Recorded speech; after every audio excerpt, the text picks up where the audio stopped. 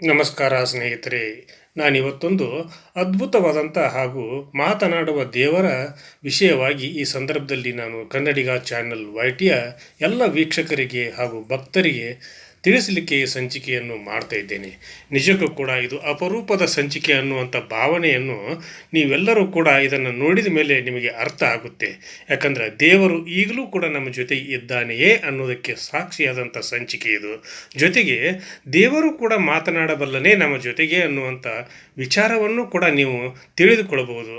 ಹಾಗಿರಬೇಕಾದ್ರೆ ಈ ಸಂಚಿಕೆ ನಿಜಕ್ಕೂ ಕೂಡ ಪ್ರತಿನಿತ್ಯ ತನ್ನ ಭಕ್ತರ ಜೊತೆಗೆ ಮಾತಾಡುವಂಥ ಒಂದು ದೇವರು, ಈ ದೇವರ ಒಂದು ಅನುಗ್ರಹದಿಂದ ಜೀವನದಲ್ಲಿ ತಮ್ಮ ಸಂಕಷ್ಟಗಳನ್ನು ನಿವಾರಣೆ ಮಾಡಿಕೊಂಡು ಬದುಕ್ತಿರ್ತಕ್ಕಂಥವರ ಒಂದು ಯಶೋಗಾಥೆಯನ್ನು ಕೂಡ ಈ ಸಂದರ್ಭದಲ್ಲಿ ನಾವು ನೋಡಿದಾಗ, ಕೇಳಿದಾಗ ನಮಗೆ ನಿಜಕ್ಕೂ ಕೂಡ ರೋಮಾಂಚನವಾಗ್ತೈತಿ.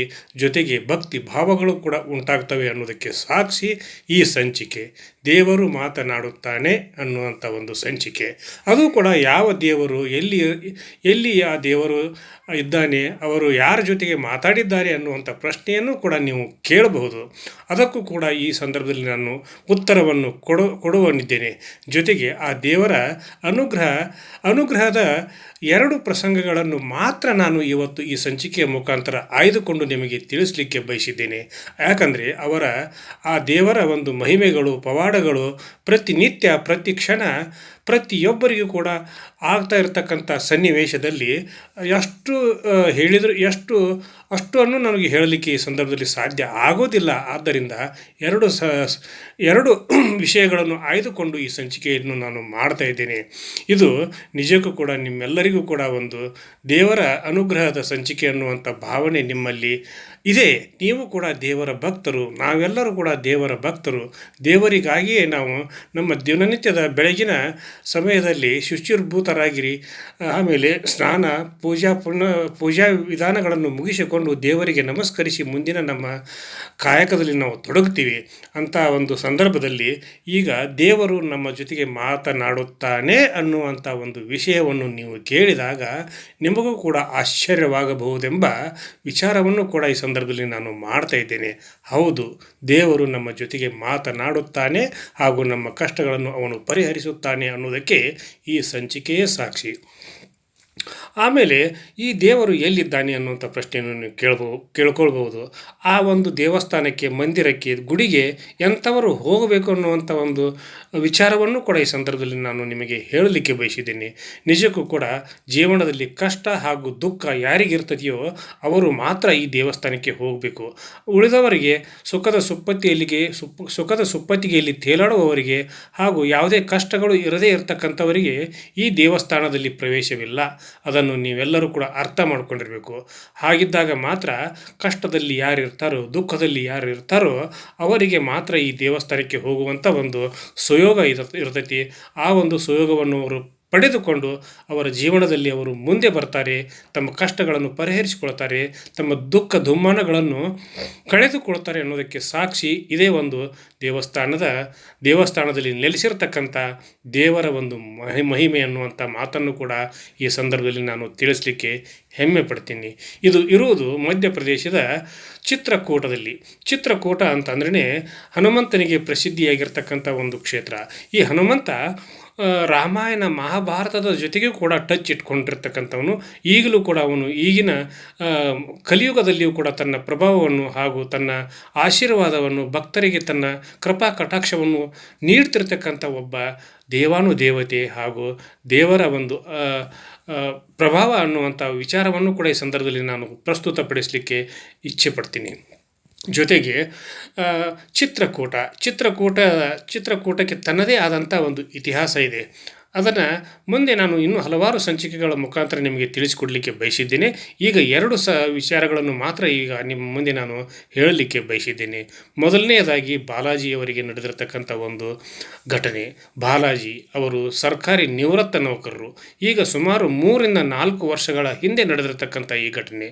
ಅವರು ನಿವೃತ್ತಿಯ ನಂತರ ತಮಗೆ ಬಂದಂಥ ಹಣದಿಂದ ಅವರು ಖಾಲಿ ಕೂತ್ರೆ ಖಾಲಿ ಕೂತು ಏನು ಮಾಡೋದು, ನಾ ಏನಾದರೂ ಒಂದು ಉದ್ಯೋಗ ಮಾಡಿದರೆ ಆಯಿತು ಅನ್ನುವಂಥ ಒಂದು ವಿಚಾರವನ್ನು ಮನೆಯವರ ಮುಂದೆ ಪ್ರಸ್ತಾಪ ಮಾಡಿದಾಗ ಬಟ್ಟೆ ವ್ಯಾಪಾರ ಮಾಡಿದರೆ ಒಳ್ಳೆಯದಾಗುತ್ತದೆ ಅನ್ನುವಂಥ ಒಂದು ಪ್ರಸ್ತಾವನೆಯನ್ನು ಸೂಚನೆಯನ್ನು ಅವರ ಮನೆಯವರು ನೀಡಿದರು.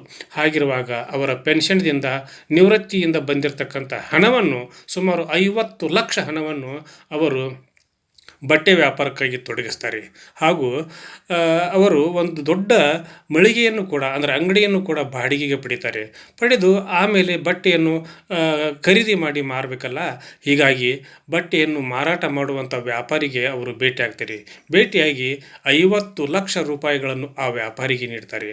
ಆ ವ್ಯಾಪಾರಿ 3 ದಿನಗಳ ಒಳಗಾಗಿ ನಾನು ನಿಮಗೆ ಬಟ್ಟೆಗಳನ್ನು ಒದಗಿಸ್ತೀನಿ, ತಂದು ಕೊಡ್ತೀನಿ ಅನ್ನುವಂಥ ಒಂದು ಮಾತನ್ನು ಹೇಳಿ ಹೋದವನು ಮತ್ತೆ ಪತ್ತೇನೇ ಇಲ್ಲ.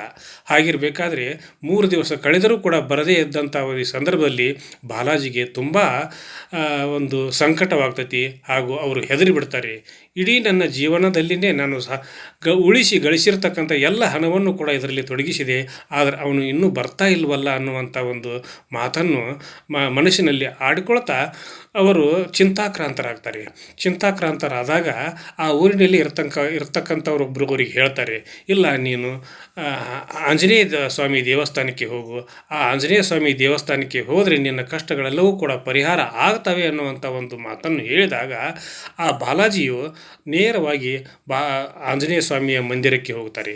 ಹೋಗಿ ಆಂಜನೇಯ ಸ್ವಾಮಿ ಮುಂದೆ ಈ ಒಂದು ಪ್ರಸ್ತಾವನೆಯನ್ನು ಇಟ್ಟಾಗ, ತಂದೆ ನನಗೆ ಬಂದಿರತಕ್ಕಂಥ ಕಷ್ಟವನ್ನು ಹಾಗೂ ಈ ಒಂದು ಕಠೋರವಾದಂಥ ಪರಿಸ್ಥಿತಿಯಿಂದ ನನ್ನನ್ನು ಪಾರು ಮಾಡು, ಆ ವ್ಯಾಪಾರಿ ನನಗೆ ಮತ್ತೆ ಮರಳಿ ಬಂದು ನನಗೆ ಬಟ್ಟೆಗಳನ್ನು ಕೊಡುವಂತೆ ಮಾಡು, ನನ್ನ ಇಡೀ ಜೀವನದ ದುಡಿಮೆಯನ್ನೇ ಇದರಲ್ಲಿ ಹಾಕಿದ್ದೇನೆ, ನನಗೇನೂ ಕಾಣಿಸ್ತಾ ಇಲ್ಲ, ನೀನೇ ನನಗೆ ದಾರಿ ತೋರಿಸು ಅನ್ನುವಂಥ ಒಂದು ದುಃಖದಿಂದ ಕಣ್ಣೀರು ಸುರಿಸುತ್ತಾ ಸ್ವಾಮಿಗೆ ಅರಿಕೆಯನ್ನು ಬೇಡಿಕೊಳ್ತಾರೆ. ಆ ಸಂದರ್ಭದಲ್ಲಿ ಬೇಡಿಕೊಂಡು ಮನೆಗೆ ಬಂದು ಅವರು ರಾತ್ರಿ ಮಲಗಿದಾಗ ಅವರ ಕನಸಿನಲ್ಲಿ ಸ್ವಪ್ನದಲ್ಲಿ ಆಂಜನೇಯ ಸ್ವಾಮಿ ಬರ್ತಾರೆ. ಬಂದು, ಇಲ್ಲ ನಾಳೆ ಬೆಳಗ್ಗೆ ನಿನ್ನ ಅಂಗಡಿಗೆ ಹೋಗು, ಬಾಗಿಲವನ್ನು ತೆರೆ, ಆವಾಗ ನಿನಗೆ ಗೊತ್ತಾಗುತ್ತೆ ಅನ್ನುವಂಥ ಒಂದು ಮಾತನ್ನು ಹೇಳಿ ಅದೃಶ್ಯರಾಗ್ತಾರೆ. ಆಮೇಲೆ ಬೆಳಗ್ಗೆ ಅವರಿಗೆ ಎಚ್ಚರ ಆಗ್ತೈತಿ. ಆಮೇಲೆ ಈ ವಿಷಯವನ್ನು ಕನಸಿನಲ್ಲಿ ಬಂದು ದೇವರು ಹೇಳಿರ್ತಕ್ಕಂಥ ವಿಚಾರವನ್ನು ಮನೆಯಲ್ಲಿ ಪ್ರಸ್ತಾಪ ಮಾಡಿದಾಗ ಇದು ಒಂದು ಮುಜುಗರಕ್ಕೀಡಾಗಬಹುದು ಅನ್ನುವಂಥ ಒಂದು ವಿಚಾರದಿಂದ ಯಾರಿಗೂ ಹೇಳೋದಿಲ್ಲ. ಅವರು ನೇರವಾಗಿ ಅಂಗಡಿಗೆ ಹೋಗ್ತಾರೆ. ಬಾಗಿಲನ್ನು ತೆರೆದು ನೋಡಿದಾಗ ಆ ಅಂಗಡಿಯ ತುಂಬ ಹೊಸ ಬಟ್ಟೆಗಳ ಒಂದು ರಾಶಿಯೇ ಕಂಡು ಬರ್ತೈತಿ. ಇದು ನಿಜಕ್ಕೂ ಕೂಡ ಪವಾಡವಲ್ಲವೇ? ಇದನ್ನು ಆ ಒಂದು ಪೇಟೆಯಲ್ಲಿರ್ತಕ್ಕಂಥ ಆ ಒಂದು ಚಿತ್ರಕೂಟದಲ್ಲಿ ಇರ್ತಕ್ಕಂಥ ಪ್ರತಿಯೊಬ್ಬರು ಕೂಡ ನೋಡಿದ್ದಾರೆ. ಅವರೆಲ್ಲರೂ ಕೂಡ ಇದಕ್ಕೆ ಸಾಕ್ಷಿಯಾಗಿದ್ದಾರೆ ಅನ್ನುವಂಥ ವಿಚಾರವನ್ನು ಈ ಸಂದರ್ಭದಲ್ಲಿ ನಾನು ಹೇಳಲಿಕ್ಕೆ ಹೆಮ್ಮೆ ಪಡ್ತೀನಿ. ಇನ್ನೊಂದು ವಿಚಾರವನ್ನು ನಾನು ಹೇಳಲಿಕ್ಕೆ ಬಯಸುವುದೇನೆಂದರೆ, ಪ್ರದೀಪ್ ಅನ್ನೋರು 35 ವರ್ಷದ ಯುವಕ. ಇವರು ಜನವರಿಯಲ್ಲಿ ಇವರಿಗೆ ಆಗಿರ್ತಕ್ಕಂಥ ಒಂದು ಪವಾಡ. 35 ವರ್ಷ. ಇವರ ಪತ್ನಿಗೆ ಕ್ಯಾನ್ಸರ್ ಪೀಡಿತಳಾಗಿರ್ತಾಳೆ. ಆಗ ಆ ಪ್ರದೀಪನಿಗೆ ಏನೂ ತೋರಿಸದಂತಾಗ್ತೈತಿ. ಆಸ್ಪತ್ರೆಯಲ್ಲಿ 60 ಲಕ್ಷ ರೂಪಾಯಿ ಕಟ್ಟಿದರೆ ಒಂದು ಆಪರೇಷನ್ ಮಾಡಬೇಕಾಗತಿ, ಆಮೇಲೆ ಹುಷಾರು ಆಗಬಹುದು ಅನ್ನುವಂಥ ವಿಚಾರವನ್ನು ಪ್ರದೀಪನ ಮುಂದೆ ಅಲ್ಲಿ ಇರ್ತಕ್ಕಂಥ ವೈದ್ಯರು ಹೇಳಿದಾಗ ಅಷ್ಟೊಂದು ದುಡ್ಡು ಇವರ ಕಡೆ ಇರೋದಿಲ್ಲ. ಏನು ಮಾಡೋದು ಅನ್ನುವಂಥ ವಿಚಾರವೂ ಕೂಡ ಇವರಿಗೆ ತಿಳಿಯೋದಿಲ್ಲ. ಆಮೇಲೆ ಅವರು ಆಂಜನೇಯ ಸ್ವಾಮಿಯ ಮೊರೆ ಹೋಗ್ತಾರೆ. ಆಂಜನೇಯ ಸ್ವಾಮಿ ಮೊರೆಗೆ ಹೋಗಿ ಅವರು ಅಳುತ್ತಾ ತಂದೆಗೆ ಬೇಡ್ಕೊಳ್ತಾರೆ, ಅಪ್ಪ ನನಗೆ ಈ ರೀತಿ ಪರಿಸ್ಥಿತಿ ಬಂದಿದೆ, ನನ್ನ ಪತ್ನಿಗೆ ಈ ರೀತಿ ಆಗಿದೆ, ನಮ್ಮನ್ನು ಈ ಕಷ್ಟದಿಂದ ಪರಿಹಾರ ಮಾಡು, ನಮಗೆ ಒಂದು ಹೊಸ ದಾರಿಯನ್ನು ತೋರಿಸು ಅನ್ನುವಂಥ ಒಂದು ಬೇಡಿಕೆಯನ್ನು ಆ ಆಂಜನೇಯ ಸ್ವಾಮಿಯ ಮುಂದೆ ಇಟ್ಟಾಗ ಅವರು ರಾತ್ರಿ ಕನಸಿನಲ್ಲಿ ಬರ್ತಾರೆ. ಬಂದು, ಇಲ್ಲ ನೀನು ತುಂಬ ದುಃಖಿತನಾಗಿದ್ದೀಯಾ, ನೀನು ತುಂಬ ನೊಂದಿದ್ದೀಯಾ, ಆದರೂ ಕೂಡ ನಿನ್ನ ಪತ್ನಿಗೆ ಹುಷಾರಾಗ್ತೈತಿ, ನೀನು ನಾಳೆ ಬೆಳಿಗ್ಗೆ ನಿನಗೆಲ್ಲ ಒಳ್ಳೆಯದಾಗ್ತೈತಿ ಅನ್ನುವಂಥ ಮಾತನ್ನು ಹೇಳಿ ಅವರು ಅದೃಶ್ಯರಾಗ್ತಾರೆ. ಆಮೇಲೆ ಬೆಳಗ್ಗೆ 9 ಗಂಟೆಗೆ ಆಸ್ಪತ್ರೆಯ ವೈದ್ಯರು ಇವರಿಗೆ ಫೋನ್ ಮಾಡ್ತಾರೆ, ನಿಮ್ಮ ಸಂಬಂಧಿಕರೊಬ್ಬರು ಬಂದು 60 ಲಕ್ಷ ರೂಪಾಯಿಗಳನ್ನು ಕಟ್ಟಿದ್ದಾರೆ, ನಾಳೆ ನಾವು ಆಪರೇಷನ್ ಮಾಡ್ತೀವಿ ಅನ್ನುವಂಥ ಒಂದು ಸಿಹಿ ಸುದ್ದಿಯನ್ನು ಹೇಳಿದಾಗ ಅವನಿಗೆ ಆಶ್ಚರ್ಯವೋ ಆಶ್ಚರ್ಯ, ಅದನ್ನು ನಂಬಲಿಕ್ಕೂ ಕೂಡ ಸಾಧ್ಯ ಇಲ್ಲ. ಹಾಗಿರಬೇಕಾದ್ರೆ ಆ ಆಸ್ಪತ್ರೆಯಲ್ಲಿ ಬಂದಿರತಕ್ಕಂಥ ನನ್ನ ಸಂಬಂಧಿಕರಾರು ಅನ್ನುವಂಥ ವಿಚಾರವನ್ನು ಕೇಳಿದಾಗ ಅಲ್ಲಿ ಬಂದು ಹೇಳಿರ್ತಕ್ಕಂಥ ಎಲ್ಲ ವಿಳಾಸವೂ ಕೂಡ ಬೇಕಾಗಿರ್ತೈತಿ. ಆಮೇಲೆ ಆ 15 ನಿಮಿಷ ಅವರು ಹಣವನ್ನು ನೀಡುವಂಥ 15 ನಿಮಿಷಗಳವರೆಗೆ ಅಲ್ಲಿ CCTV ಕ್ಯಾಮ್ರಾಗಳು ಕೂಡ ಬಂದಾಗಿರ್ತವೆ. ಆ ನಂತರ 15 ನಿಮಿಷ ಆದಮೇಲೆ ಹಣ ಕೊಟ್ಟ ಅವರೇನು ಹೋಗಿಬಿಡ್ತಾರಲ್ಲ ಆಂಜನೇಯ ಸ್ವಾಮಿ, ಆವಾಗ ಆ CCTV ಕ್ಯಾಮ್ರಾಗಳು ಆನ್ ಆಗ್ತವೆ. ಹಾಗಿರಬೇಕಾದ್ರೆ ಈ ಒಂದು ಪವಾಡಗಳನ್ನು ನೀವು ನಂಬಲೇಬೇಕು. ಯಾಕಂದರೆ ಇದು ಜನವರಿಯಲ್ಲಿ ಆಗಿರ್ತಕ್ಕಂಥ ಪವಾಡ. ಹೀಗಾಗಿ ಪ್ರತಿಯೊಂದು ಸಂಚಿಕೆಗಳು ಕನ್ನಡಿಗ ಚಾನಲ್ YTಯಲ್ಲಿ ಬರ್ತಿರ್ತಕ್ಕಂಥವು ಸತ್ಯವಾಗಿರ್ತವೆ ಅನ್ನೋದಕ್ಕೆ ಈ ಸಂಚಿಕೆಯು ಸಾಕ್ಷಿ. ಆದ್ದರಿಂದ ಪ್ರತಿಯೊಬ್ಬರು ಕೂಡ ಈ ಸಂಚಿಕೆಯನ್ನು ನೋಡಿರಿ. ನಿಮ್ಮ ಎಲ್ಲ ಬಂಧು ಬಾಂಧವರಿಗೆ, ಭಕ್ತರಿಗೆ, ಕಷ್ಟದಲ್ಲಿರುವವರಿಗೆ, ದುಃಖದಲ್ಲಿರುವವರಿಗೂ ಕೂಡ ಕಳಿಸ್ರಿ.